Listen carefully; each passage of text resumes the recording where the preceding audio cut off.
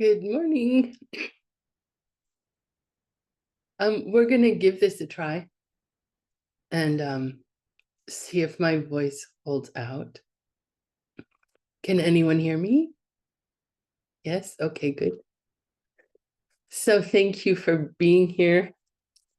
Thank you for your interest in the topic of this extraordinary course, because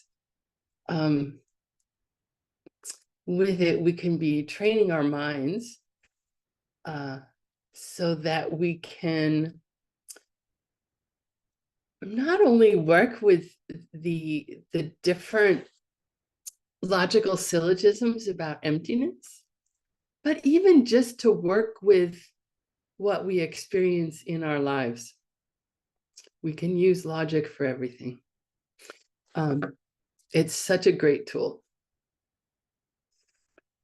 So I'm sorry, I'm trying to find the reading that has the prayers in it, which I should have done earlier. I apologize.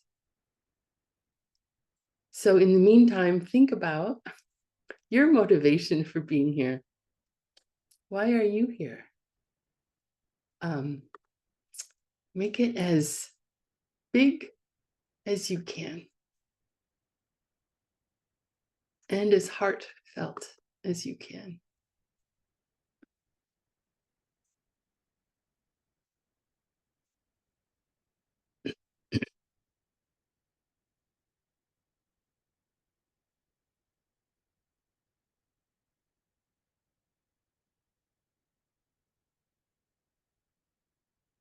Can you see my screen?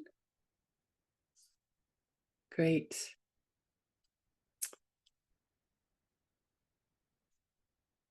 Can you blow it up?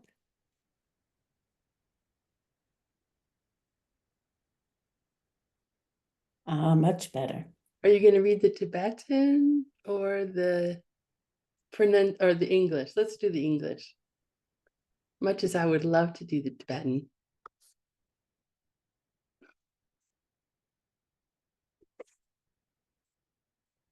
Here's the great earth, filled with the smell of incense, covered with a blanket of flowers.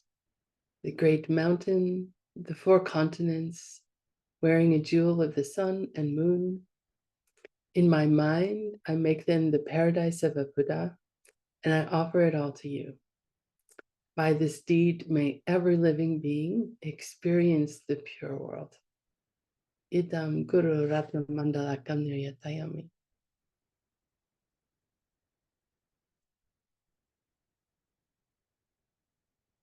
I go for refuge to the Buddha, Dharma, and Sangha until I achieve enlightenment. By the power of the goodness that I do in giving and the rest, may I reach Buddhahood for the sake of every living being. I go for refuge to the Buddha, Dharma, and Sangha until I achieve enlightenment. By the power of the goodness that I do in giving and the rest, may I reach Buddhahood for the sake of every living being. I go for refuge to the Buddha, Dharma, and Sangha until I achieve enlightenment. By the power of the goodness that I do in giving and the rest, may I reach Buddhahood for the sake of every living being.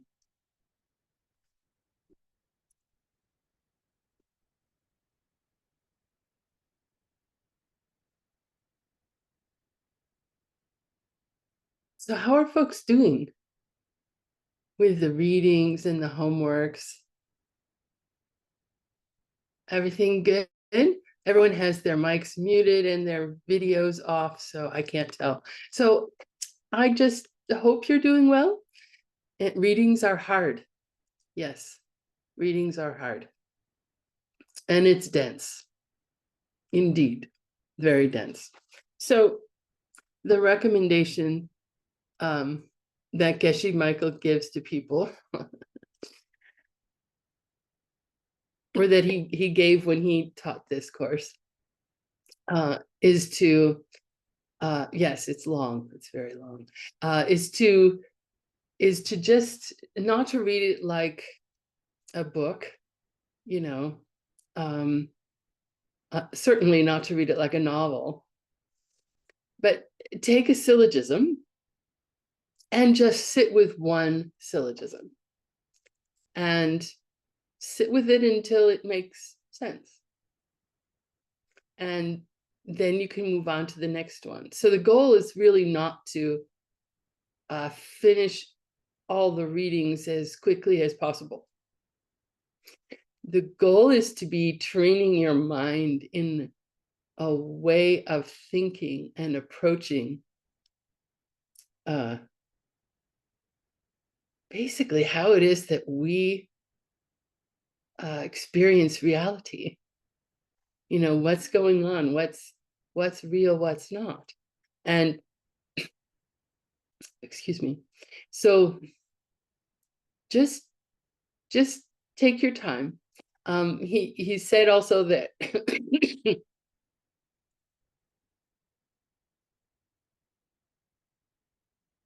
that the information that we give in the classes is the important thing to remember, and you'll be able to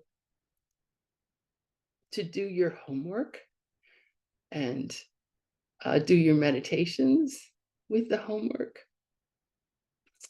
But to work on this, on the readings, like over a long, you can consider this like a 5-year project, you know, not a 5-week project to go through the readings. I hope that helps. And sorry, I like to get a little excited when I teach, but my my cold doesn't like that. So I'm going to try and relax. You can use the chat in Telegram to talk with each other. You know, if things come up and you really get stuck. Like one of the best things in life I've found, besides having an extraordinary teacher, is having friends on this journey that I'm on, people that I can talk to and ask questions of. They're precious. They're really precious. So I hope you take advantage of your friends in a good way, not in a bad way. There I go, getting excited again.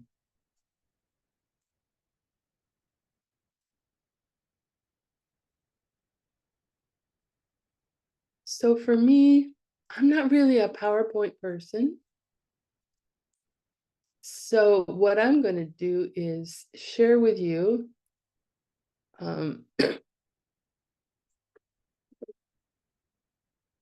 if this works. Venerable Gyelse is ready to take over if I just can't do it.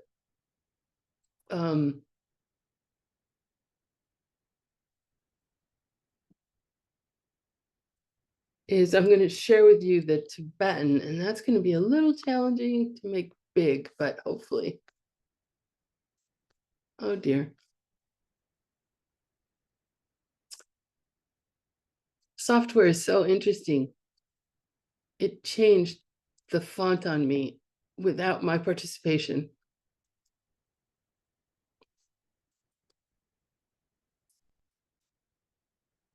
But hopefully you can now see the Tibetan. And so, so I created new Tibetan files. I'm covering more of the Tibetan that Geshe Michael shared with us when he taught course, because I don't know, it's just so rich, and because I love Tibetan, and because I would love for you to love Tibetan, and because it helps us understand better, I think. Anyway, so our topic today is Gyundre. Say Gyundre. Oh, please, if you could people just raise their hands? Is there anyone who is interested in Tibetan besides me? Venerable Gyelse. I see a couple hands. I can't see everyone at once. So, okay, I'm seeing hands. Yay. I know 10 is, but he's Okay, translating. great.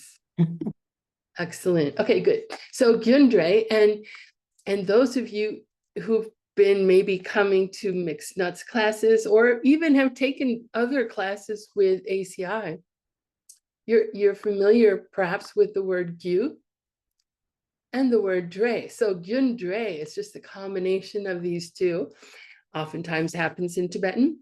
So this means that tonight's subject, or this morning's subject, or this afternoon's subject, depending on where you are, is cause and effect, or cause and results.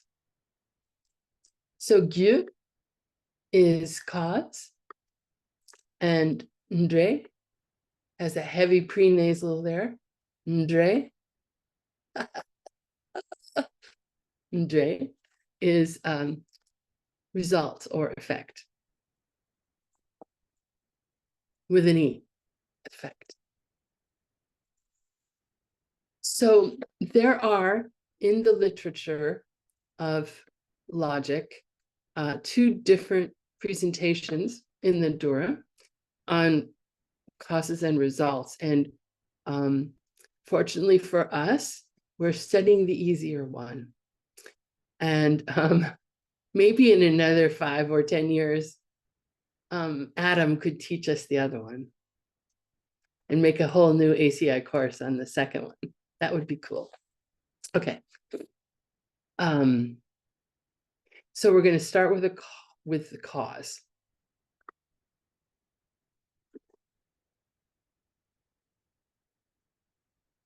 And the definition of a cause, so tseni means definition. This is E of, and gyu, cause. So this gyu tseni is definition of a cause, is kekje. Kekje. And kekje means to bring something else about, to cause something else to happen. Pretty straightforward. So anything which causes something else to occur is the definition of a cause. Oh, you wouldn't say causes something else to occur, because you shouldn't use the word that you're defining in its definition. That would be like breaking a logical rule, which I'm not sure we're going to get to, but we probably will. So how about anything which brings about something else is a cause? Definition of a cause. Sometimes you'll see this translated as generate, like generate bodhicitta or generate love. And it may be, you know, like more real to you to think about it being like to develop bodhicitta, or to develop love, rather than generate. It sounds kind of like mechanical. Okay, so there are some synonyms. Drebu, ngopo, and gyu are all synonyms. Drebu, oh gosh, look at this. It's the same word as we had up here at the top. Gyundre, dre, drebu. This is a result. Wait a minute. Cause and result are the same thing? Yes, they are dunchik. They have this the same meaning. To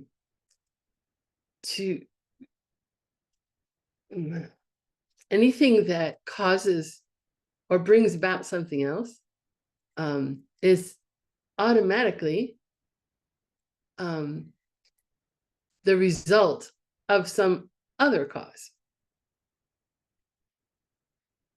And then ngupo, which if you've been around the mixed nuts at all, you're probably familiar with it. It means a thing that does something, a functioning thing, sometimes a working thing. So all those three are synonyms, dunchik.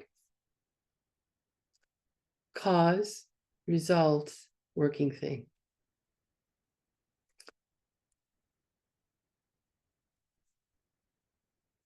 But it can get a little bit tricky.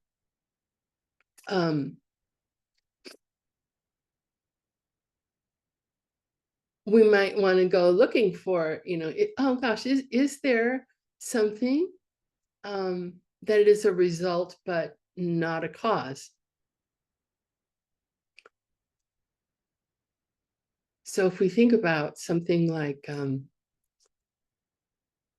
a flame in the last instant of its life, right immediately before it's extinguished, it goes out.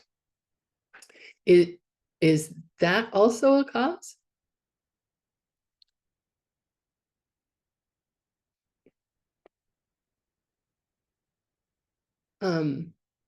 Is it a result?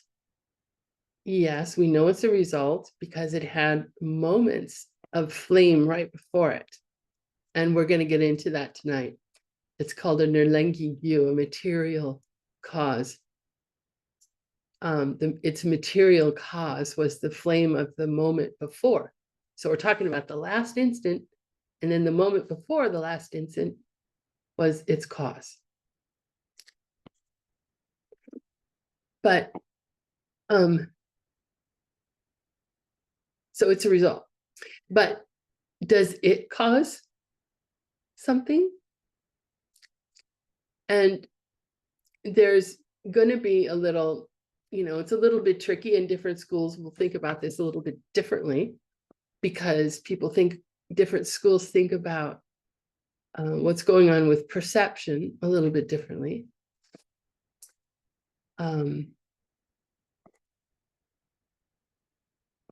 Like, for example, if you think about a person who is, the instant before they become an arhat, the last instant of their life before they become an arhat, in the way that the lower schools think about arhats, which is that once you become an arhat, you're basically like, you just stop, your body and mind stop. So you'd have to ask, is there the instant before they became an arhat, is that the cause for the arhat? Because, well, where's the results? What arhat? Anyway, it's interesting to think about, and we're not going to think about it anymore right now. Okay, there are divisions of causes, which we will get into here. There's this is a little hard to say. Ngugyu. Ngugyu. Ngu means direct. This is one of those words that has different meanings depending on context. Here, it means direct, and gyu means cause. So direct cause. And then to make things really hard for us, they use a word that sounds very similar. Gyu. This one gets cut off glottally because it has a da suffix. So it's gyu. I don't know if you could hear the difference. Gyu, gyu.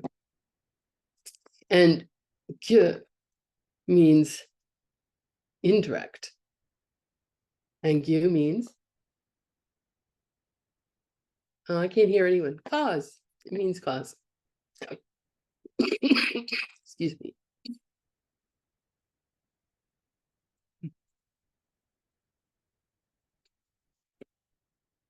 So, an example of a ngugyu, a direct cause, we would say pen ging nga lok sujungwa. Non lok sujungwa. And what I just said in English is the pen as it was a moment ago. So nga lok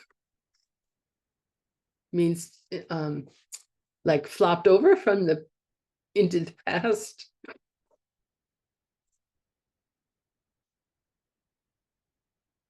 And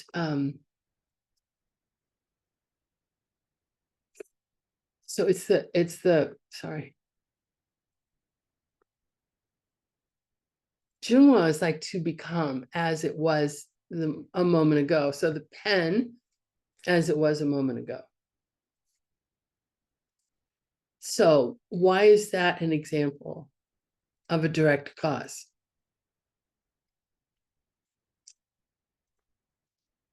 Oh, I wish we could see each other and interact. But so why it is a direct cause, or what it is a direct cause of is of this pen in this moment. So the pen of the previous moment is the direct cause of the pen in this moment.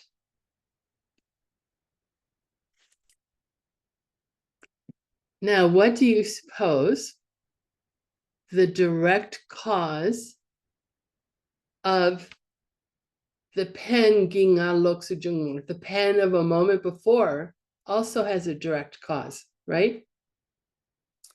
Right. Venerable Gyelse is the one I can see. And she says it's the one of the moment before that. So we've got, I wish I had 3 hands, but I don't. So we'll pretend we've got, well, no, that's too hard. This is our current moment pen. This is the pen of the moment before. And this is the pen of the moment before that.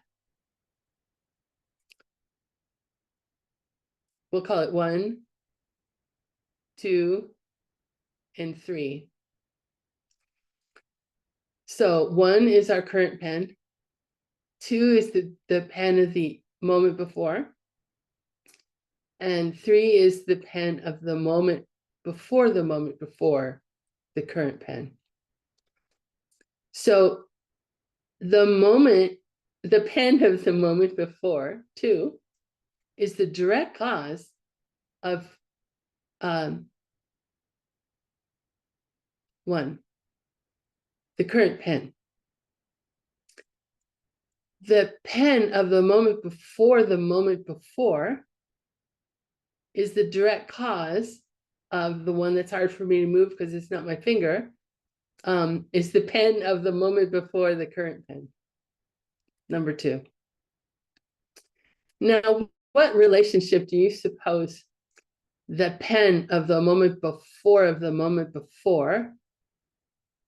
number 3, has to the pen of the current moment? Remember, we had 2 types of causes, a direct cause and an indirect cause. So this one, the pen of the moment before, is the indirect cause of the pen of the current moment. The gyu. So they basically just stack on these phrases of Nga Loksu Jungwa. And in some debates, if you've gone to Adam's classes in the mixed nuts, I can recall times where it was, Nga Loksu Jungwa, Na Loksu Jungwa, Na Loksu Jungwa, and it just kept going on and on and on, and you're like, I can't wrap my head around this. The moment before, the moment before, the moment before, the moment before. And you basically just have to count them up to keep them in your head. But so the direct cause of the direct cause of a pen, right? The direct cause is number 3. Sorry, let me do this again. So the current pen, the moment before, and the moment before the moment before. 1, 2, 3. 3 is a direct cause of the direct cause of the pen. But it's not a direct cause of the pen. It's only a direct cause of the direct cause of the pen. Hopefully that's clear.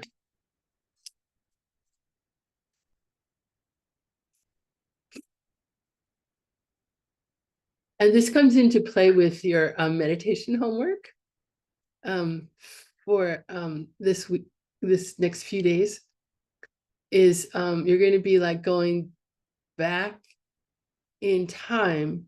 Like, what is the direct cause of a thought that you have? And then what's the direct cause of that? And what's the direct cause of that? And you're going to be like going backwards.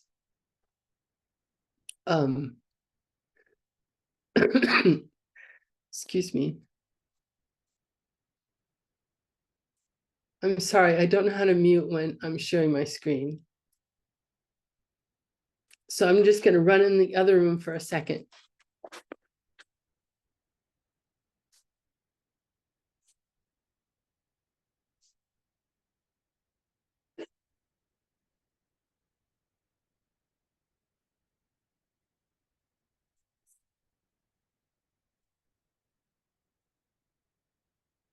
Thank you.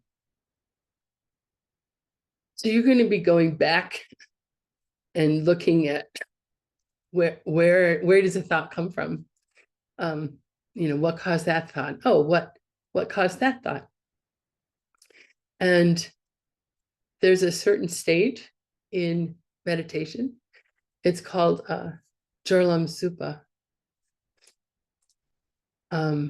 where you start to be able to recall things that happened long ago. You sort of like, I don't know, build your memory, uncover your memory. It's interesting to think about whether you're creating it anew or whether you're uncovering it, whether it existed there. Anyway, that's another thought for another time. But the meditation itself is called Shugyungi Tinginzin. So Tinginzin is like single pointed concentration, and Gyun is a stream, and Cha is things. So you're looking at the stream, you're single pointed on the stream of things, whatever the thing is that you're looking at in your meditation. Okay, there's another way that we can divide causes. This is like the first Tibetan word that I remembered, and I really love it, and I don't know why. But there it is. Nirlengigyu. Nirlengigyu. And then its opposite is Lenchik Jekyen. Lenchik Jekyen. So if you did the ACI courses, I think it's 4 on where we first started talking about proof of past lives. you were introduced to this idea. So Nirlingigyu is a material cause. It and by material, well, I'm sorry, and then Klenshik Jekin is a contributing factor. So Nirlingigyu, when we talked about our pens, for example, the pen of the moment before is a material cause of the pen of this moment. It's the same stuff, or it was the same stuff because it's no longer there, but it was the same stuff as this. A seed for a plant is the material cause for the plant. The seed causes the plant. The water and the sunlight and the nutrients and the soil, those are all the contributing factors. The soil doesn't cause the plant, but it contributes to the result that is the plant. So can a person act as a cause for, can an artist be the cause of a painting?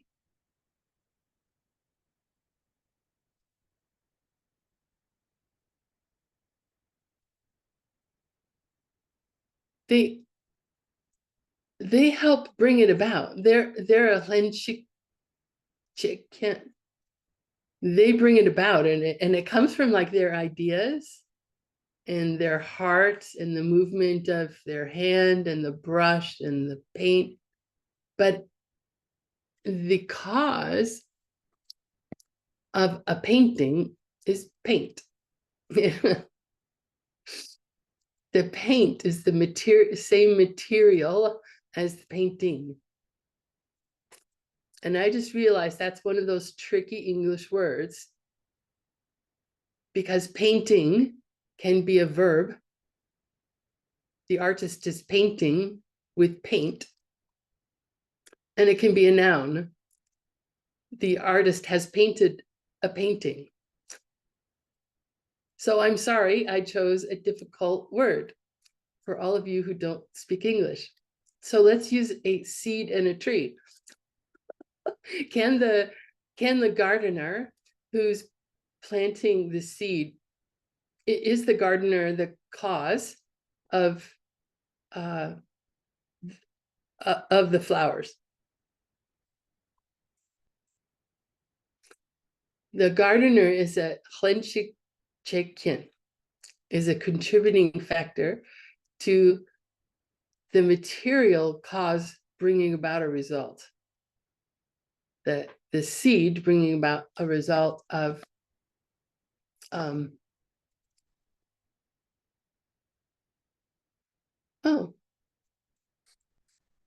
I just realized I can open up chat.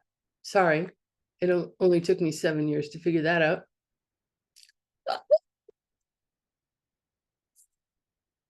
Okay, good. So it sounds like people have it. Great, thank you. Now, there is a definition of material cause. And of course,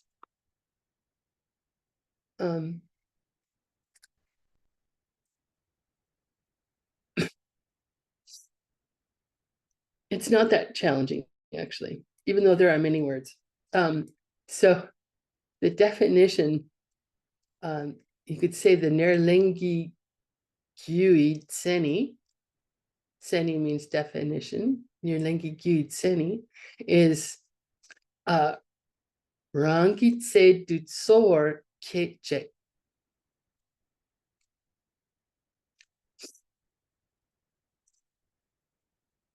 So Rangi means it's, and Ze, that's it's like material, or it's like stuff. So the material that becomes the pen is the previous moment of pen. It's the same stuff. It's the same material.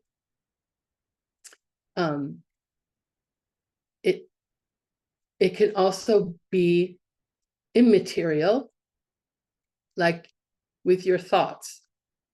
Those are immaterial. Like a moment of awareness, that is immaterial. So it doesn't have to be stuff like physical stuff. Anyway, Jun again means a stream or a continuation. So this is helpful for the debate ground. Whatever debate you're in, it means primarily. And then Keche, we had that above. Does anyone remember? It was the definition of a cause. It, yay, Roxana, brings about, yay. It brings about another. It brings about something else. So to put it all together, the definition of a material cause is anything which brings about something else, primarily as a continuation of the same stuff it was before.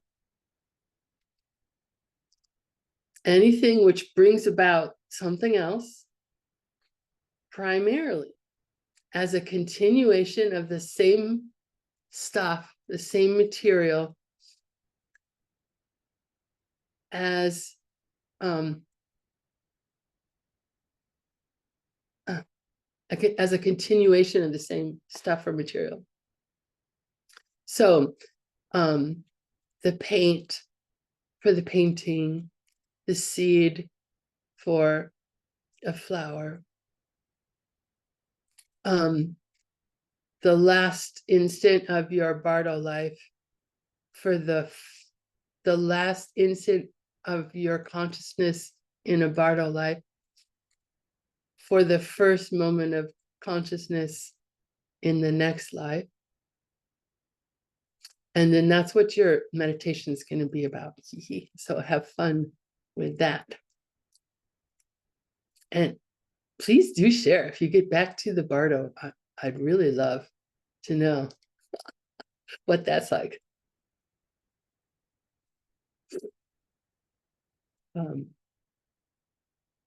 Okay, so now we're going to move on to results.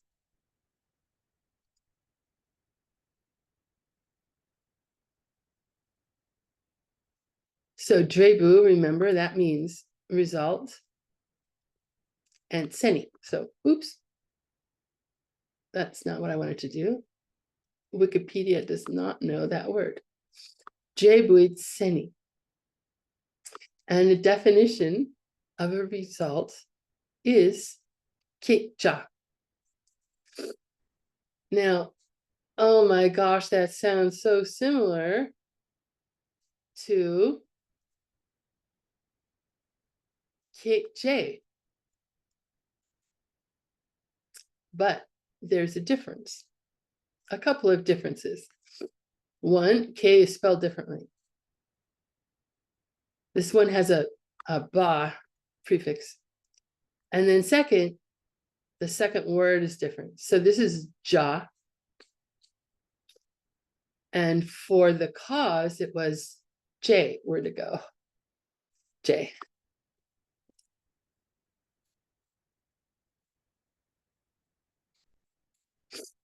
So K ja means anything brought about by something else. So we have bringing about something else and brought about by something else. So the definition of a result is anything that was brought about by another thing. And they can be divided in the same way that causes can, direct and indirect. And that's pretty straightforward. So we don't have to really talk about that. Now, we're going to talk about a relationship, or a relationship in general. So last class you had quality and characteristic, right? That's like my favorite class. I'm sorry I missed it. And in that class you talked about the relationship between a quality and a characteristic, right?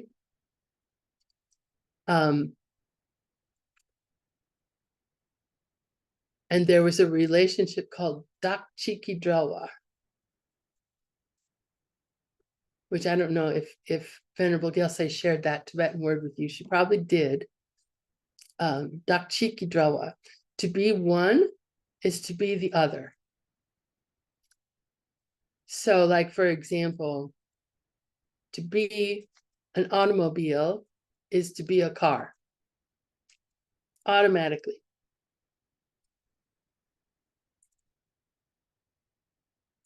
Now, there's three possible relationships between things, and it has to be between at least two things.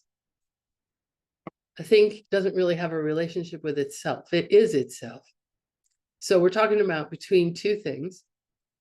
Either they don't have a relationship, or they have what's called a relationship of identity. So to be one thing is to be the other. Or they can have a cause and effect relationship. And I'm kind of pausing because I seem to recall we had a fourth in a recent mixed nuts class. Does anyone remember? Anyway, I'll have to go find out. So to understand like the universe of how two things could be related to each other is very important, especially for our study of logic, for our understanding of the world, how we put together our world. So any two objects, my left eyebrow and my right eyebrow, either they have a relationship or they don't. And if they have a relationship, then it's either it's a relationship of identity, or it's a cause and effect relationship. So eyebrows, the right eyebrow and the left eyebrow, they're both what, if you remember from last class? They're both members of the set of eyebrows, right? No cause and effect relationship going on.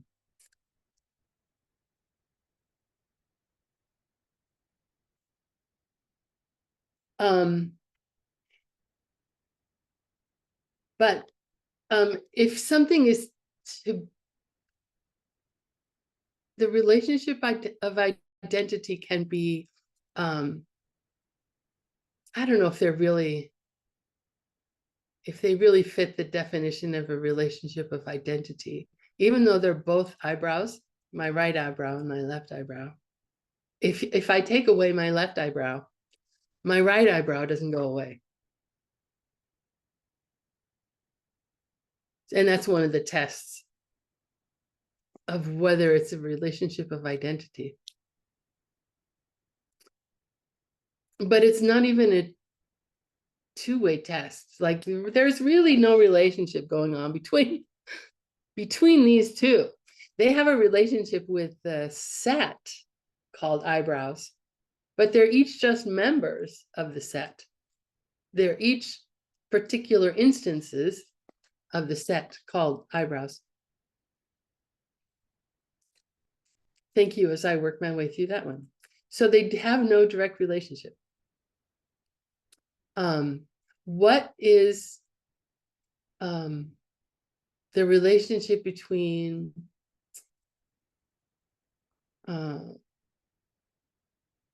what's the relationship between a laptop with this little symbol on the front? I don't know, my camera doesn't like to see it. Oh, it was there for a second. There. And Apple computers. Is there a direct, so they have a relationship, right? That's an Apple laptop, and it is an Apple computer.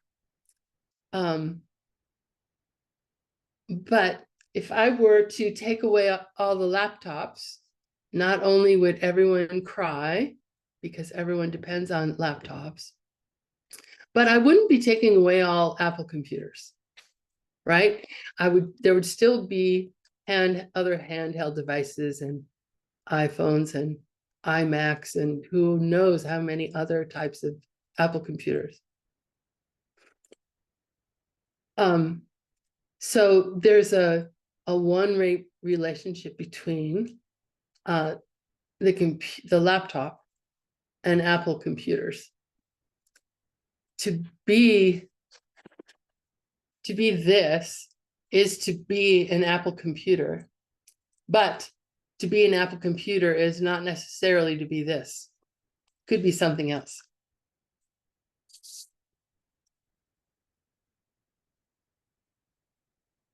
Where if we talk about cars and automobiles, and I'm hoping that in the languages being translated today, these languages have two words for the same thing. Cars and automobiles. If you take away all the cars, you take away all the automobiles. And if you take away all the automobiles, you take away all the cars. So that's a two-way relationship.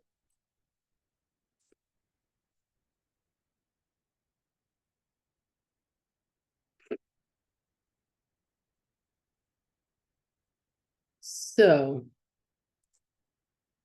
what about a seed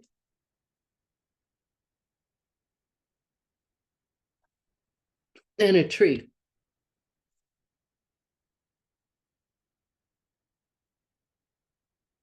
If you remove the tree, do you remove the seeds?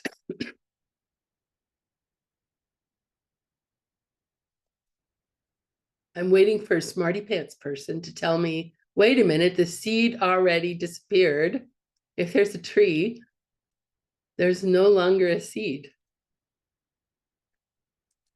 Right? They don't have a relationship like that. The seed, in a kind of way, transforms into the tree. So they don't have a relationship like that.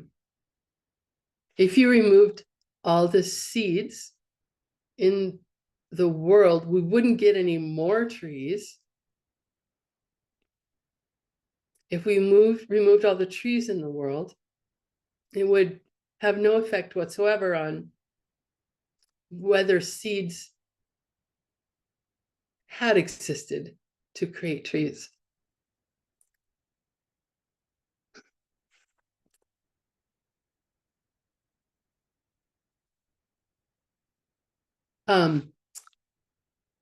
All this to say, this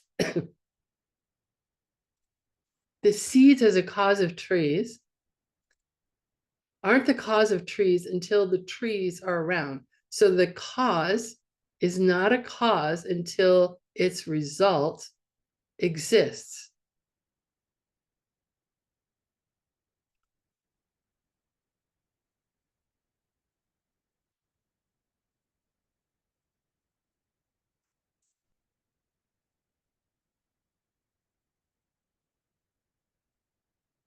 It seems Arya Nagarjuna. Yeah. Well, yeah, would Arya, but would Arya Nagarjuna say there's a cause?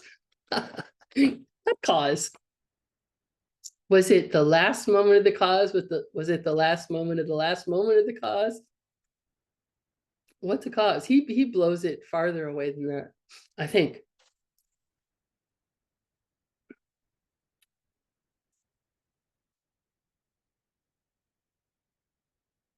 So us not being able to find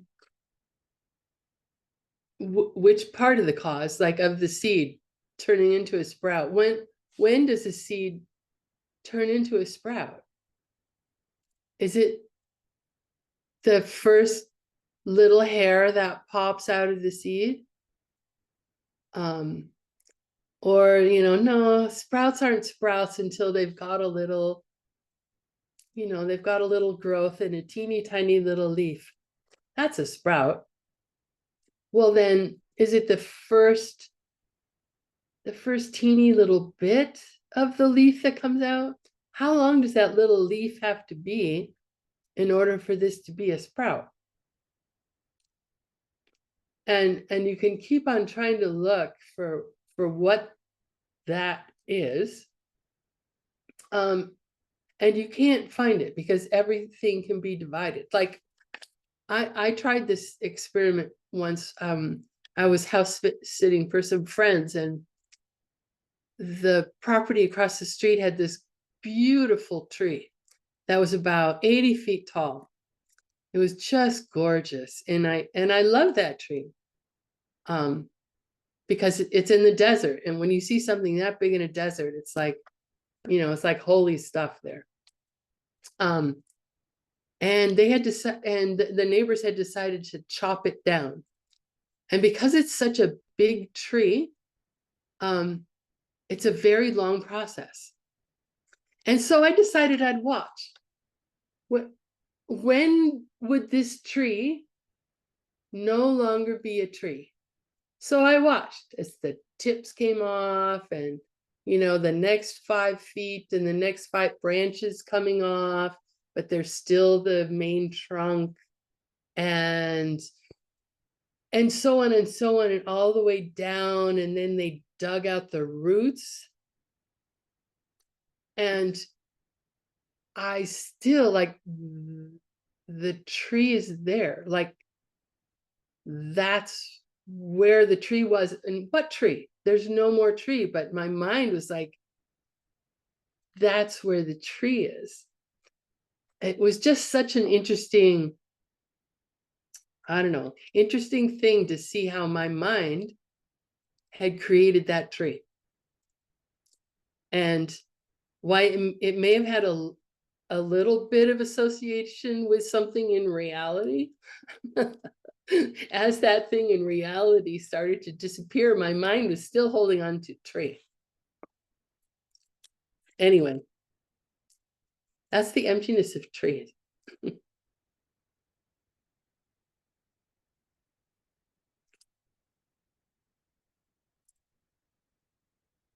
So now we will, that's basically all the content for today. Cause and results. Pretty easy, right? So now we'll get into formal logic, and we're going to talk about talk. Who can tell me what talk means? We've been talking about it now, haha. We've been talking about talk for four classes now. Well, 3. Does anyone remember what talk is? It means a reason. Yes, Roxana, thank you. Talk means a reason. Now, there are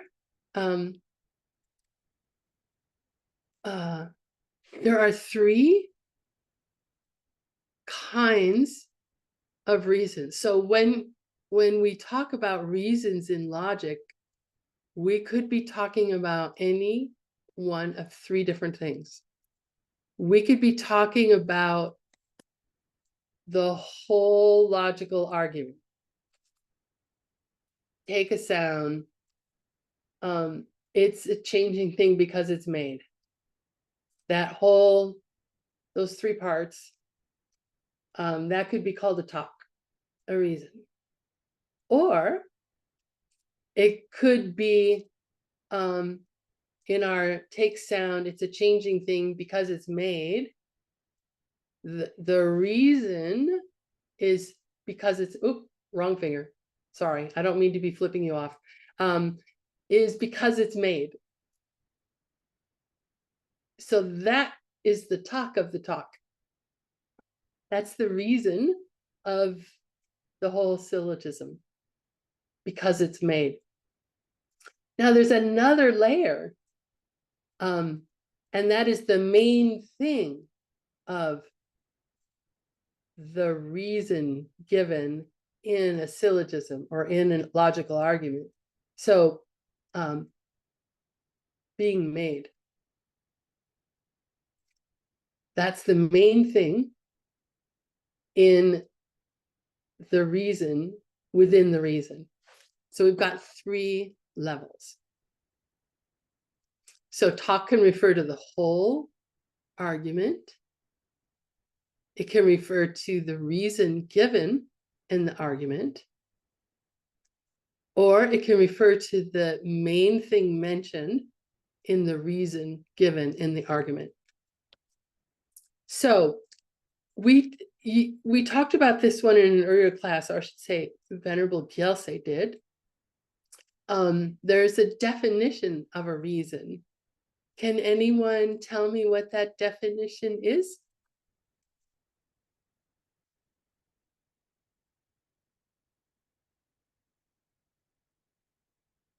Yay, yay, yay, look at all this. You guys are fantastic. Taksukupa, anything given as a reason. That's what a reason is. Doesn't matter what you're trying to prove. It's just, because the sky every day is green with pink polka dots, that's a reason. Because there's a purple elephant on the poster for this course, that's a reason. That could be a valid reason, but we're going to get into that.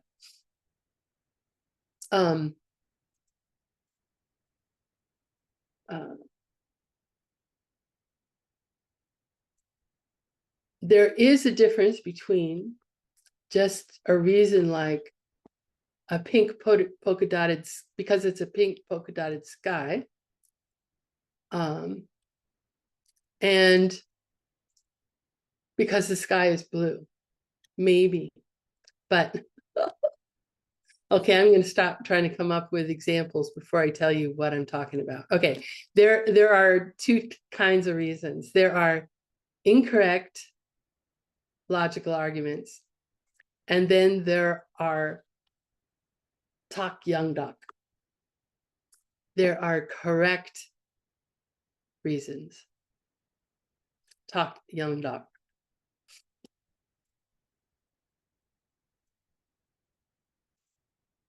So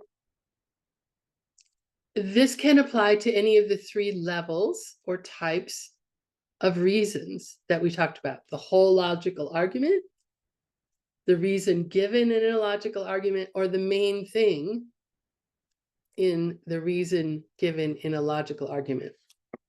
When we talk about a correct reason, it could be any one of those three. There is a definition of a correct reason, and it is Tsultsun Yimpa. That is the Tak Yang Dak Sini. Tsultsun Yimpa. Soul means way. Sum means three. And Yimpa is which is. So it's a way, which is the three, which like what? But Geshe Michael translates it as it's a reason where the three relationships hold. Three relationships. A reason that has these three relationships. What are the three relationships? The first of the three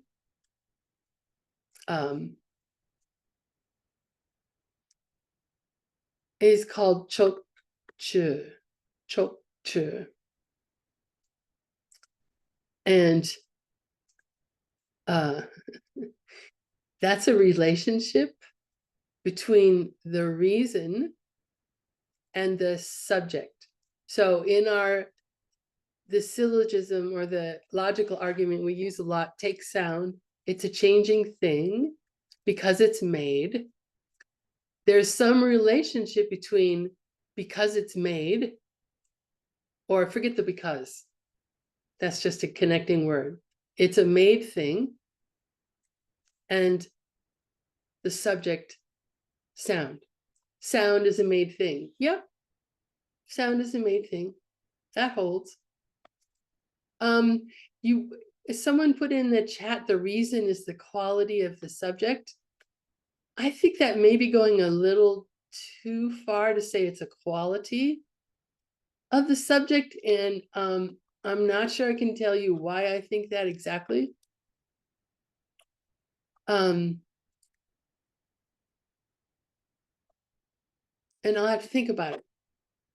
But mainly because the second part of a logical argument, it's a changing thing in our example. That's called the quality to be proven. So I guess my hesitation is with that it's so closely related to the second part of a logical argument.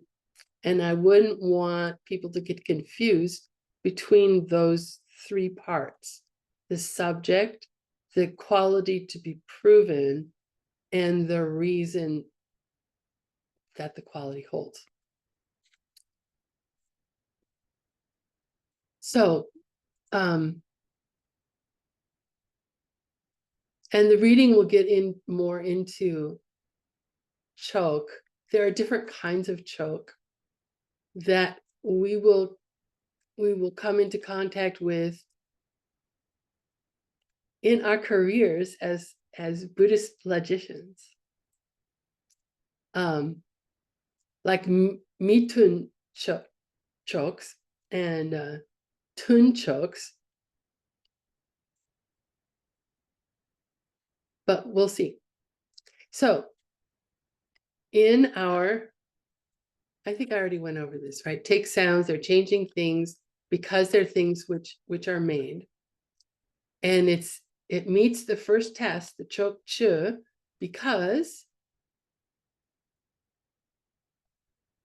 someone want to tell me in the chat?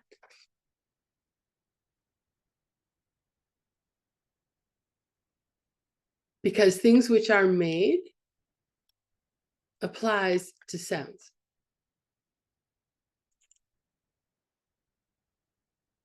So you just basically, Geshe Michael says, just remember 3 applies to 1.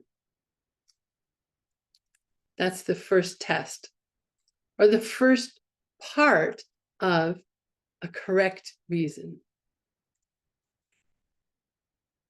Second part is called, oh, there's a couple other words here that I wanted to talk about.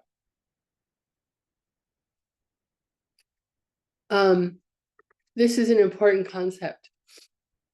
tse me ngepa, tse me ngepa. So tsema means an accurate perception, and ngepa means like certainly.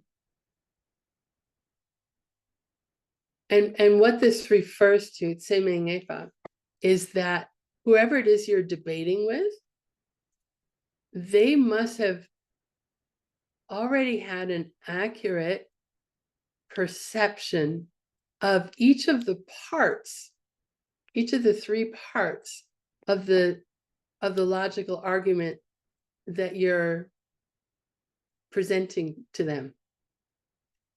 So, they have to have heard sound. They have to know about changing things, and they have to know about made things. They have to have had an accurate perception of those three things in order for you to debate with them. So that's a seimeng ngepa. They're certain based on their own accurate perception.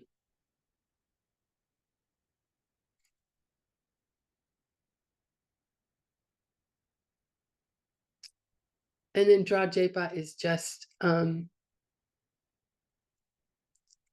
if someone asks you, what is the first relationship? What is the chokchu? You can just say draw jepa. Sound is a made thing.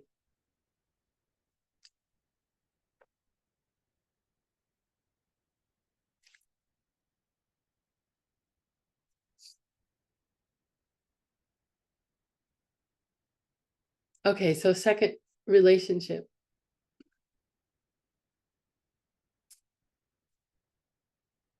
Is called jekya. Jekya.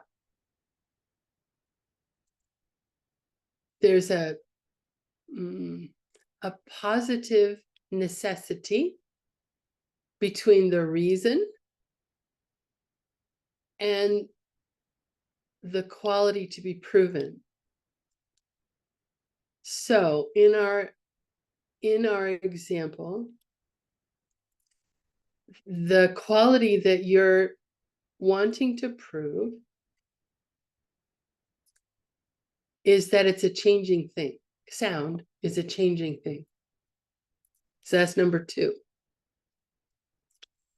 Then your reason given because it's made. So there has to be a positive necessity between those two things, between the reason you give and the quality you're trying to prove. So if something is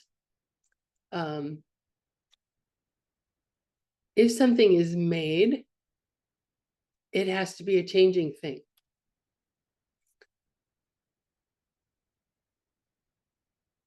That's the thing that your opponent doesn't yet accept. That's the thing, that's the connection between the three things he does accept: sound, changing things, and being made. He doesn't, or she doesn't get that there's a necessary relationship between being made and being changing. So that's really what you're proving, is that the necessity of that relationship. So in simple way to remember is that, how does Geshe put it? If 3, then 2. So if something is made, then it must be a changing thing.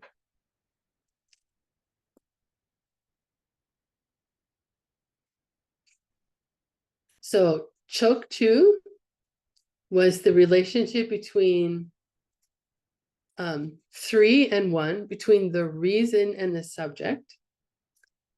And jekyap, or the second of the three-part test of a correct reason is that there's a necessary relationship between the reason and the quality you're trying to prove.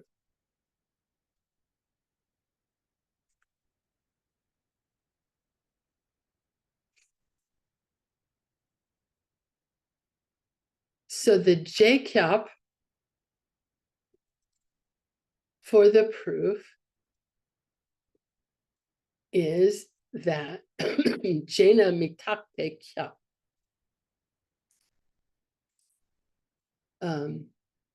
Anything that's a made thing must be a changing thing. Okay. Then the third part of the test for a correct reason is dokya. Dokya. Again, heavy prenasal because of this blah. Dokya. It is a negative necessity. So the second one, JCAP, that was a positive necessity between the reason and the quality, between number 3 and number 2. Dokya is a negative necessity relationship between number 2 and number 3. So if something isn't the quality you're trying to prove, then it cannot be the reason that you give. So if something's not a changing thing, then it cannot be a made thing.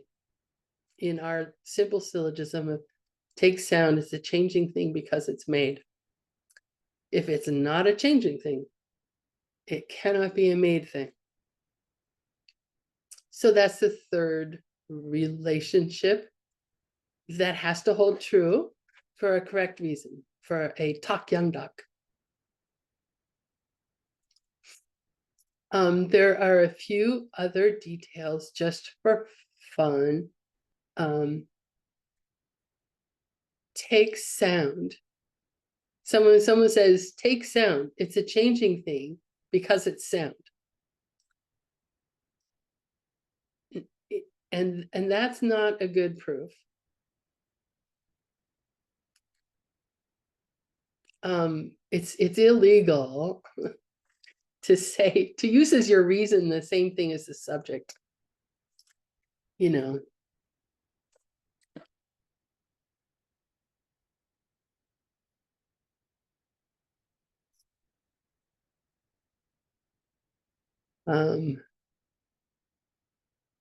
Even though it fits the relationship, like it's true that sound has a relationship to sound, right?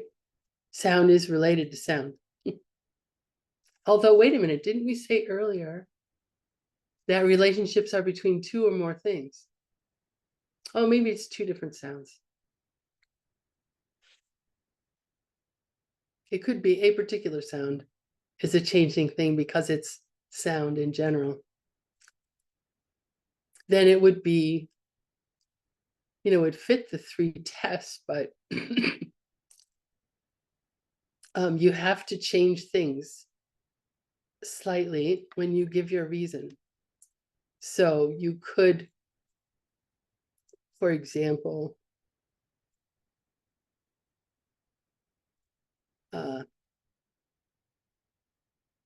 use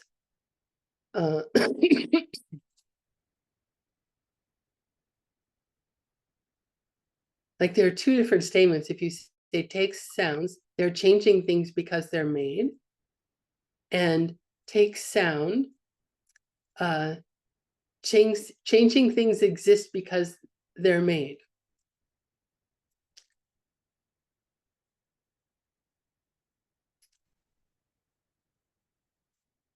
Anyway, let's talk about what a tokyap is.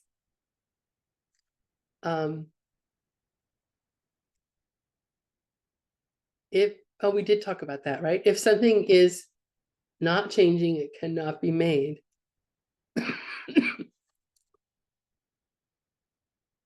Takna made chepa chap.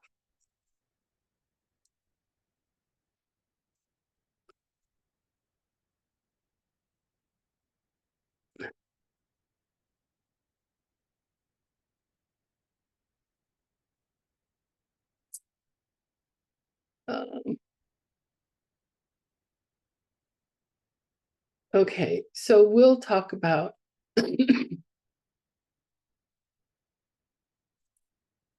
for the actual debate section.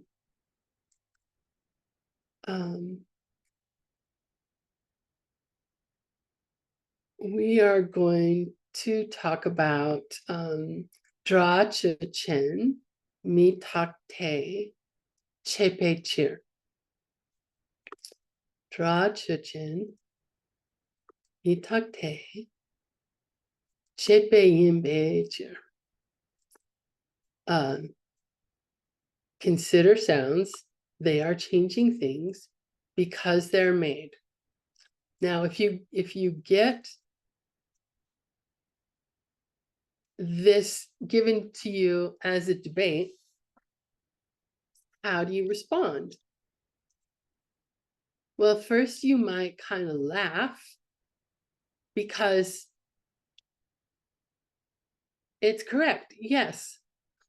So you could say, duh, yes, okay, so like there's nothing really to debate here. Yes, it's true. So you would say yin, you would just repeat the verb yin, or say, yeah, they are, no argument, no problem.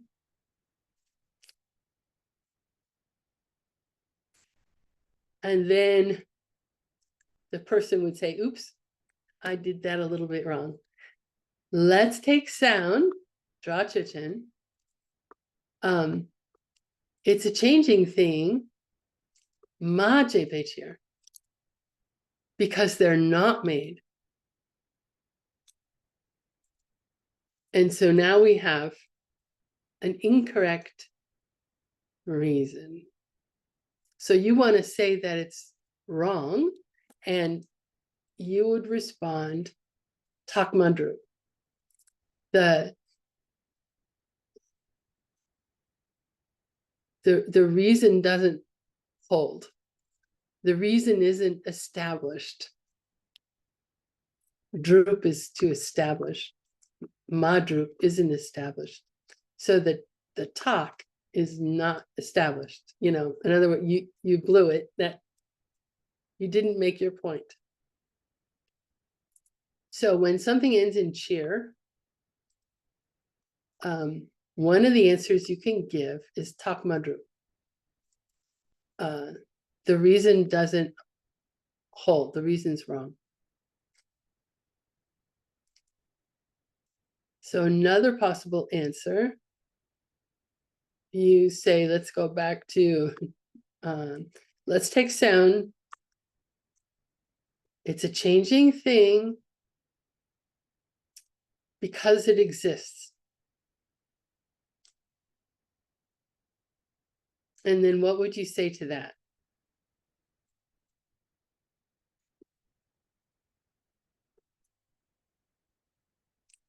You'd say Kyapamajung. It's not necessarily the case because existing things are comprised of both changing things and unchanging things, right? Something that exists, not everything that exists is a changing thing. So that's not a good reason. You have to say Kyapamajung. It's not necessarily the case.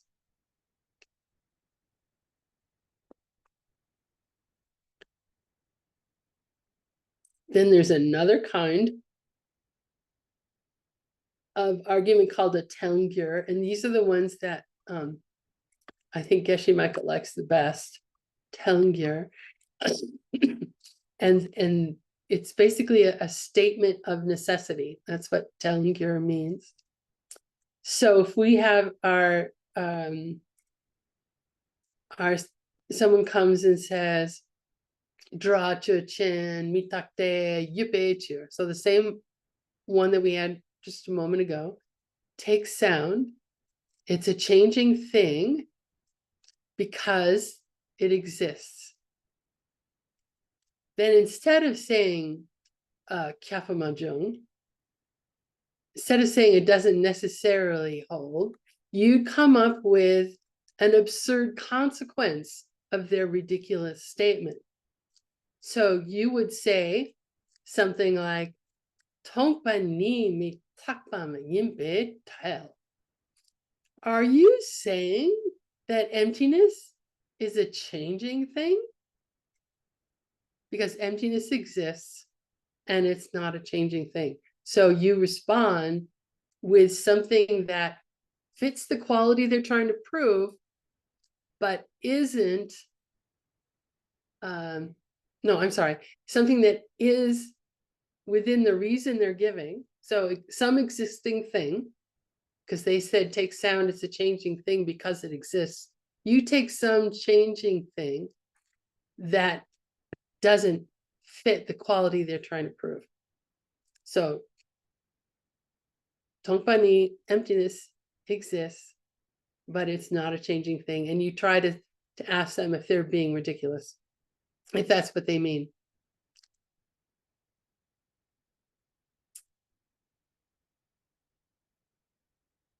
So that's a prasangika.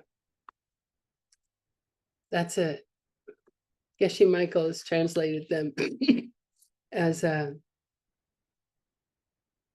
the Madhyamika Prasangika is the consequence branch of the middle way school. And by consequence, that's what he's referring to as a telngir, where you respond with not trying to prove something else, but just trying to show how their thinking is incorrect by showing its absurd consequence. It's very sarcastic, but I think it's very effective.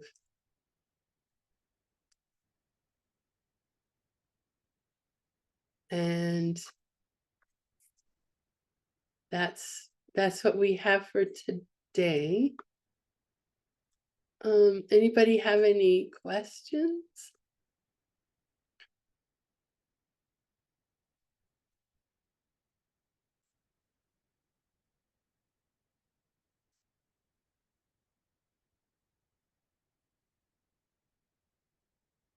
Lots to digest. Yes, lots to digest.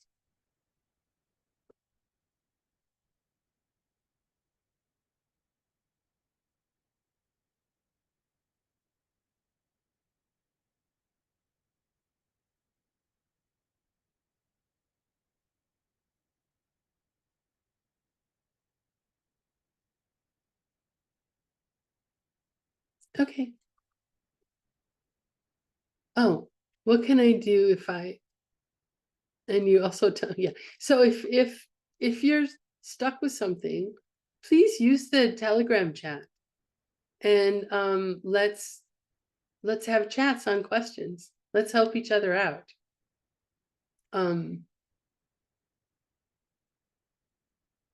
So yeah, please go to the chat.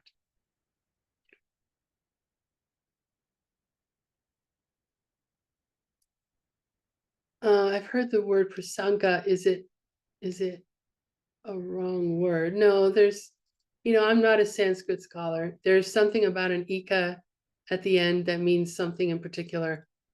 Prasanga is the root, is my guess.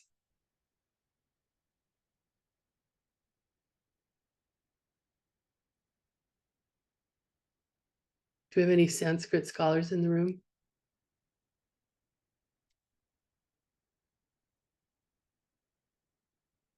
Okay.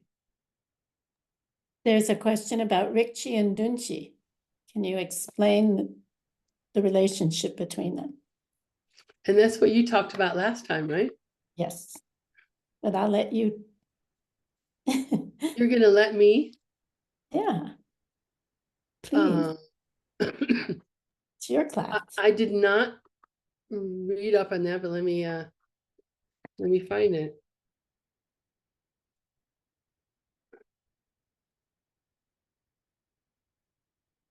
Okay, Rikchi is a type of chi, the type chi, and the Dunchi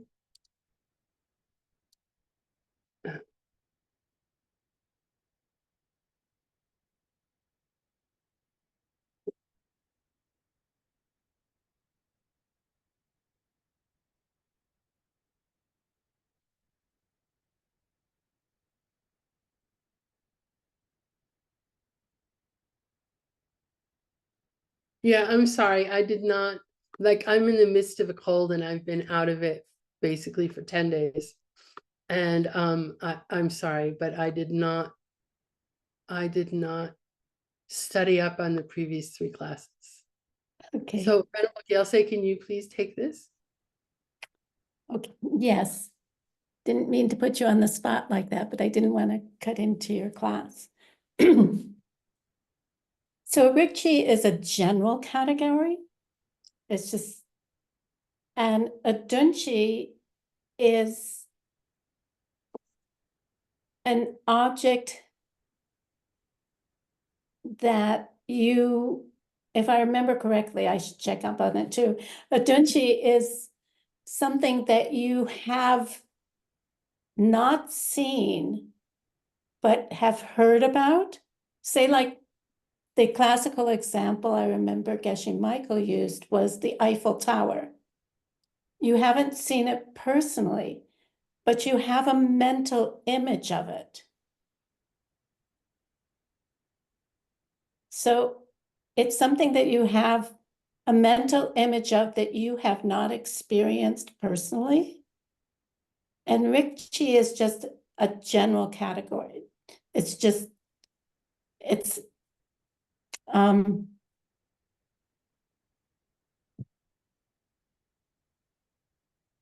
there's Rikchis, Sokchis, Dunchis, and Drachis. There's 4 different chis that we've talked about. And it looks like maybe I got it confused because Juan is saying that the Drachi is the sound image and the Dunchi is the direct experience. So maybe I flipped those 2 as well. So I'll tell you what, I'll get back to you about it in the Telegram group. Thank you, Juan. So a Dunchi is a mental image. Yes, a kind of Right? mental image. There's 2 Right. different And a kinds. Drachi is a Dunchi that's based on having heard about something. Rather than experiencing it directly. Right. The Dunchi is the direct experience, and the Drachi is like, I know there was just a huge storm in northern Vietnam. I didn't experience it personally, but I have image of this incredible storm in my mind that has caused a lot of suffering. So that would be the Drachi. And then someone who was there would have a Dunchi of it. Yes.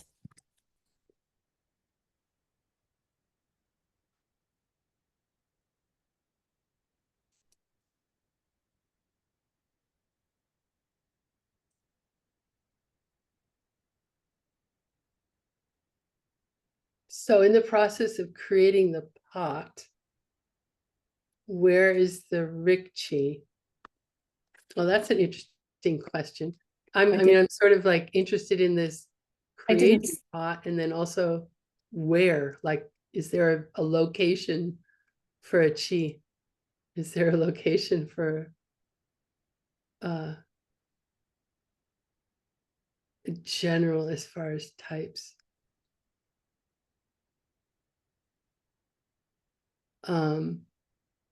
So do you mean in your mind when you're in the process of having a perceptual experience of a pot. Where's the rikchi? Is that the, okay, cool.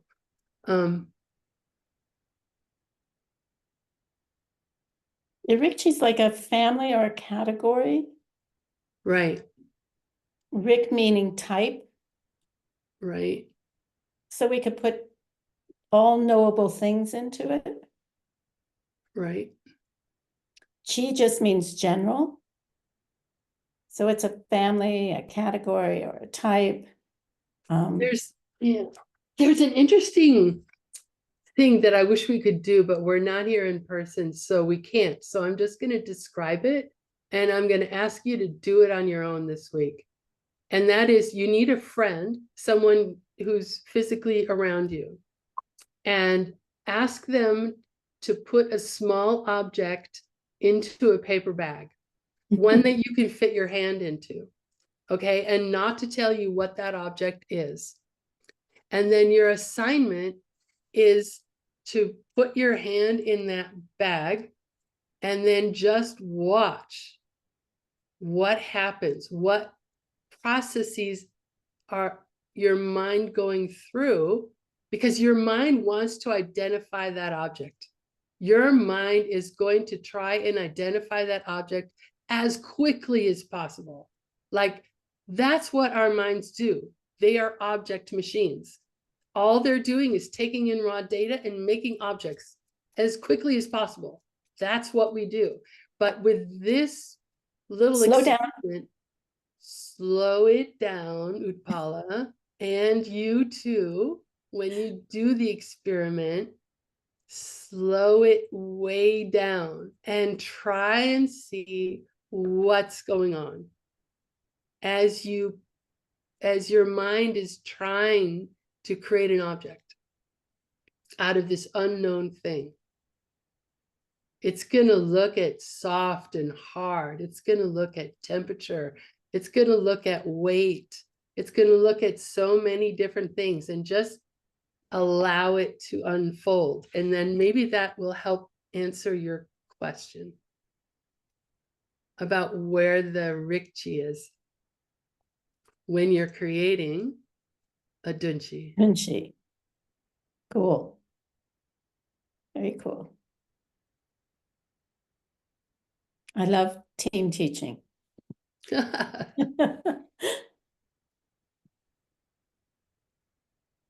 it's a fun experiment. Oh my gosh, I love it.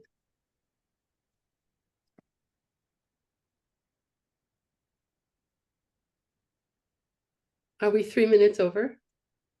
No, Oh, it's an hour and a half to 2 hour class. So we can keep going, or we can say prayers. any more questions before we say prayers?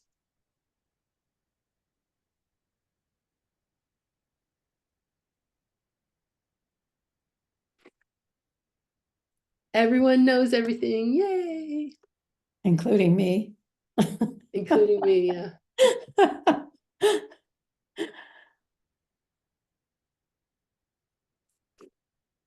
Oops, I closed my prayers. One moment, please. Of course. Thank you, Venerable Utpala. Hope you feel better. Thank you.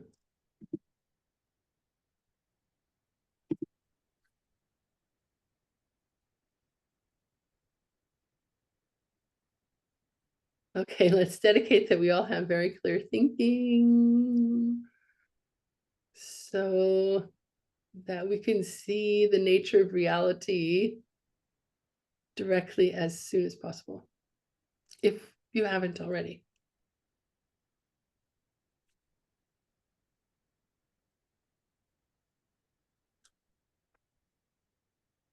By the goodness of what I've just done, you don't see it yet. No, There. there we go. By the goodness of what I have just done, may all beings complete the collection of merit and wisdom, and thus gain the two ultimate bodies that merit and wisdom make.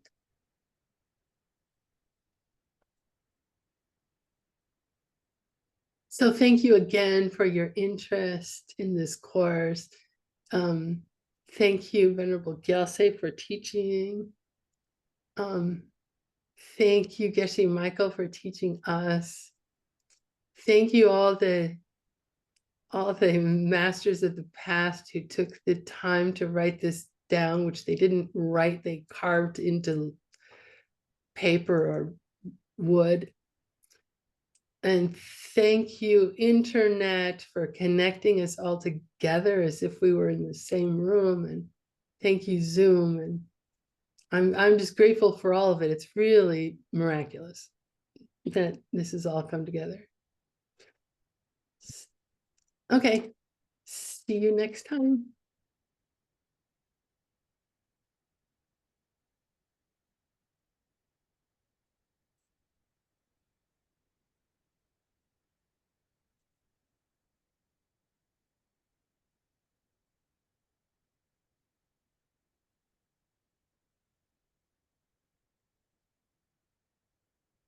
Oh, and thanks to live translators. Oh my gosh, what I put you through.